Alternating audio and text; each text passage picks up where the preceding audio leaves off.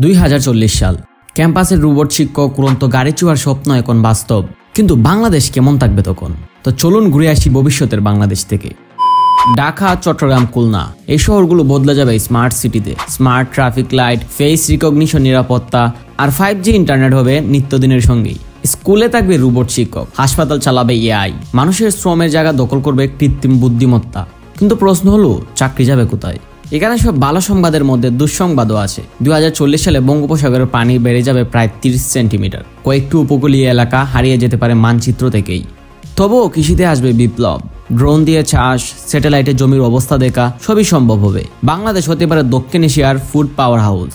2040 সালে বাংলাদেশ গড়বে আজকের তরুণ প্রজন্ম। নতুন নতুন স্টার্ট আপ, প্রযুক্তি নির্ভর চিন্তাধারা আর দেশপ্রেম সব মিলিয়ে এগিয়ে যাবে জাতি। সমস্যা থাকবে, চ্যালেঞ্জ থাকবে, কিন্তু যদি আমরা এখন থেকেই প্রস্তুতি নেই, তাহলে 2040 সালের বাংলাদেশ হতে পারে দক্ষিণ এশিয়ার সবচেয়ে আধুনিক ও মানবিক দেশ। তাই ভবিষ্যতের জন্য আমাদেরকে এখনই প্রস্তুতি নিতে হবে। আবেগের বশে কোনো দলের কাছে দেশকে আগের মতন ছেড়ে দিলে চলবে না।